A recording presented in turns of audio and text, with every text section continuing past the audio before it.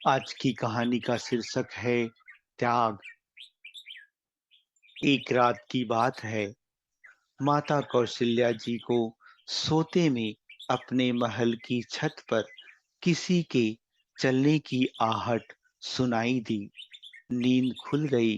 पूछा, कौन है? मालूम पड़ा श्रुति कीर्ति जी हैं। नीचे बुलाया गया। श्रुति कीर्ति जी, जो सबसे छोटी बहू है, आई। चरणों में प्रणाम कर खड़ी रह गई।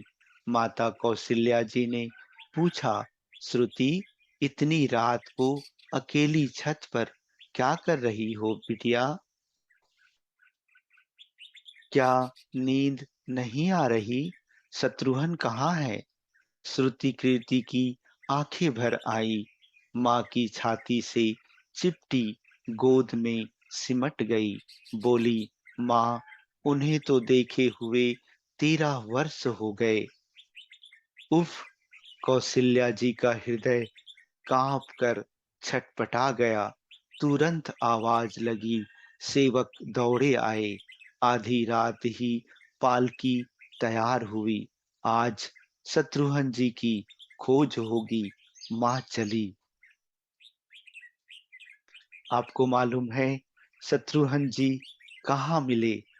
अयोध्या जी के जिस दरवाजे के बाहर भरत जी नंदी ग्राम में तपस्वी होकर रहते हैं, उसी दरवाजे के भीतर एक पत्थर की शिला है। उसी शिला पर अपनी बाह का तकिया बनाकर लेटे मिले। माँ सिराहने बैठ गई। बालों में हाथ फिराया तो शत्रुघ्न जी ने आंखें खोली। माँ उठे, चरणों में गिरे। माँ, आपने क्यों कष्ट किया? मुझे बुलवा लिया होता। माँ ने कहा, शत्रुघ्न, यहाँ क्यों? शत्रुघ्न ने शत्रुघ्न जी की रुलाई फूट पड़ी। बोले, माँ, भैया राम जी पिता की आज्ञा से वन चले गए। भैया लक्ष्मण जी उनके पीछे चले गए। भैया भरत जी भी नंदीग्राम में है। क्या ये महल, ये रथ, ये राशि वस्त्र विधाता ने मेरे लिए बनाए हैं? माता कौशल्या जी निरुत्तर हो गईं। देखा, क्या है ये राम कथा? यह भोग की नहीं, त्याग की कथा है। यहाँ त्याग की प्रतियोगिता चल रही है और सभी प्रथम है। कोई पीछे नहीं रहा। चारों भाइयों का प्रेम और त्याग एक दूसरे के प्रति अद्भुत, अभिनव और अलौकिक है। रामायण जीवन जीने की सबसे उत्तम शिक्षा देती है। भगवान राम को 14 वर्ष का वनवास हुआ तो उनकी पत्नी मां सीता ने भी सहर्ष वनवास स्वीकार कर लिया। परंतु बचपन से ही बड़े भाई के सेवा में रहने वाले लक्ष्मण जी कैसे राम जी से दूर हो जाते? माता सुमित्रा से तो उन्होंने आज्ञा ले ली थी वन जाने की।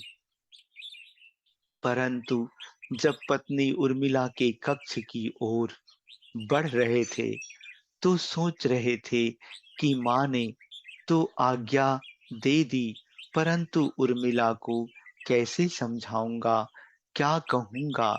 यही सोच विचार करके लक्ष्मण जी जैसे ही अपने कक्ष में पहुंचे तो देखा कि उर्मिला जी आरती का थाल लेकर खड़ी थी और बोली, आप मेरी चिंता छोड़ प्रभु की सेवा में वन को जाओ। मैं आपको नहीं रोकूंगी।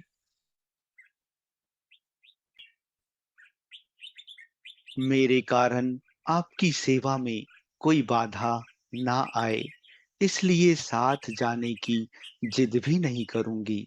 लक्ष्मण जी को कहने में संकोच हो रहा था, परंतु उनके कुछ कहने से पहले ही उर्मिला जी ने उन्हें संकोच से बाहर निकाल दिया। वास्तव में यही पत्नी का धर्म है। पति संकोच में पड़े उससे पहले ही पत्नी उसके मन की बात जानकर उसे संकोच से बाहर कर दे। लक्ष्मण जी चले गए, परंतु 14 वर्ष तक उर्मिला ने एक तपस्विनी की भांति कठोर तप किया। वन में भैया भाभी की सेवा में लक्ष्मण जी कभी सोए नहीं, परंतु उर्मिला ने भी अपने महलों के द्वार कभी बंद नहीं किए और सारी रात जाग जाग कर उस दीपक की लौ को बुझने नहीं दिया। मेघनाद से युद्ध करते हुए जब लक्ष्मण को शक्ति लग जाती है और हनुमान जी उनके लिए संजीवनी का पहाड़ लेके लौट रहे होते हैं, तो बीच में अयोध्या में भरत जी उन्हें राक्षस समझकर बाण मारते हैं और हनुमान जी गिर जाते हैं। तब हनुमान जी सारा वृतांत सुनाते हैं कि सीता जी को रावण ले गया, लक्ष्मण जी मूर्छित हैं। यह सुनते ही कौशल्या जी कहती हैं कि राम को कहना कि लक्ष्मण के बिना अयोध्या में पैर भी मत रखना, राम वन में ही रहे। माता सुमित्रा कहती हैं कि राम से कहना कि कोई बात नहीं, अभी शत्रुघ्न है, मैं उसे भेज दूंगी। मेरे दोनों पुत्र राम सेवा के लिए ही तो जन्मे हैं। माताओं का प्रेम देखकर हनुमान जी की आंखों से अश्रुधारा बह रही थी, परंतु जब उन्होंने उर्मिला जी को देखा तो सोचने लगे कि यह क्यों एकदम शांत और प्रसन्न खड़ी हैं। क्या इन्हें अपने पति के प्राणों की कोई चिंता नहीं? हनुमान जी पूछते हैं, देवी आपकी प्रसन्नता का कारण क्या है? आपके पति के प्राण संकट में हैं। सूर्य उदित होते ही सूर्य कुल का दीपक बुझ जाएगा। उर्मिला जी का उत्तर सुनकर तीनों लोकों का कोई भी प्राणी उनकी वंदना किए बिना नहीं रह पाएगा। वे बोली, मेरा दीपक संकट में नहीं है, वो बुझ ही नहीं सकता। रही सूर्योदय की बात, तो आप चाहें तो कुछ दिन अयोध्या में विश्राम कर लीजिए, क्योंकि आपके वहां पहुंचे बिना सूर्य उदित हो ही नहीं सकता। आपने कहा कि प्रभु श्री राम मेरे पति को अपनी गोद में लेकर बैठे हैं। जो योगेश्वर राम की गोदी में लेटा हो, काल उसे छू भी नहीं सकता। यह तो वो दोनों लीला कर रहे हैं।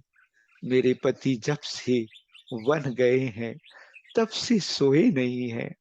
उन्होंने ना सोने का प्रण लिया था, इसलिए वे थोड़ी देर विश्राम कर रहे हैं।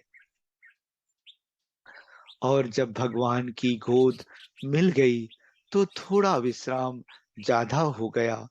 वे उठ जाएंगे और शक्ति मेरे पति को लगी ही नहीं, शक्ति तो राम जी को लगी है।